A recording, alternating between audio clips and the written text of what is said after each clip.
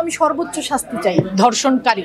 যিনি ভিকটিম তার ছবি প্রচার করা হয়, যিনি অপরাধী তিনি অগোচরে থেকে যান। আপু, আমরা নারী দিবসের ভিতরেই থাকি। সম্প্রতি মাগুরাতে একটা যে ঘটনা ঘটেছে, ছোট বাচ্চা, ছোট শিশু, এটাকে একজন মা হিসেবে আপনি কিভাবে দেখেন? আসলে অনেক লম্বা পরিসরে বলার মতো বিষয়। আমি এর আগেও একটি জায়গায় কথা প্রসঙ্গে বলেছিলাম যে আমাদের পারিবারিকভাবে সচেতনতার জায়গাটা তৈরি হওয়া অনেক জরুরি। যে বিষয়গুলো আমাদের সবচেয়ে বেশি গুরুত্বপূর্ণ সেই বিষয়গুলোকে আমরা এতটা আড়াল করে রাখি। যেমন আপনি যে প্রশ্নটা করেছেন যে ছোট বাচ্চা 8 বছরের মেয়ে, আমরা আসলে বহু পরিবারে আমাদের ছোট ছেলে মেয়ে নির্বিশেষে আমি বলবো, মানে শিশুদের উপর নির্যাতন বা চাইল্ড অ্যাবিউজমেন্ট বিষয়টা কিভাবে যে বলবো, পারিবারিক সচেতনতা অনেক গুরুত্বপূর্ণ। সেই জায়গাটাতে আমরা অনেক পিছিয়ে আছি, এই বিষয়টা আমাদের আলোচনাই হয় না।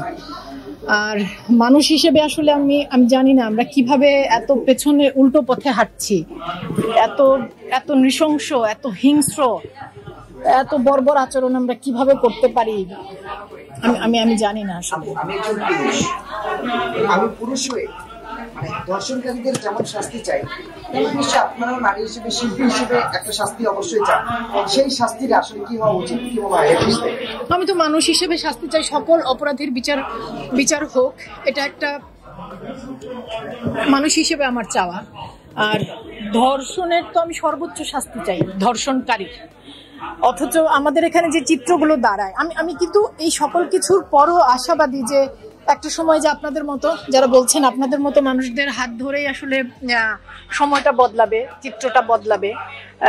যে যারা হয় কি, এখন পর্যন্ত আমাদের সংবাদ মাধ্যম, গণমাধ্যম, সোশ্যাল মিডিয়াতে যিনি ভিকটিম তার ছবি প্রচার করা হয়, যিনি অপরাধী তিনি অগোচরে থেকে যান। যিনি ভুক্তভোগী তার সাথেই যখন আসলে হয় কি যে তাকে আইডেন্টিফাই করা হয়, তখন সামাজিকভাবে, পারিবারিকভাবে সেই মানুষটিকে, সেই শিশু, আসলে আমার বলতে এত অসুবিধা হচ্ছে কারণ আমি আসলে মানে সেই সন্তানের পরিবারকে, তাদের পরিবারকে এত ভোগান্তের মধ্য দিয়ে যেতে হয় সামাজিকভাবে, পারিবারিকভাবে, আইনগত সহযোগিতা পাচ্ছি না।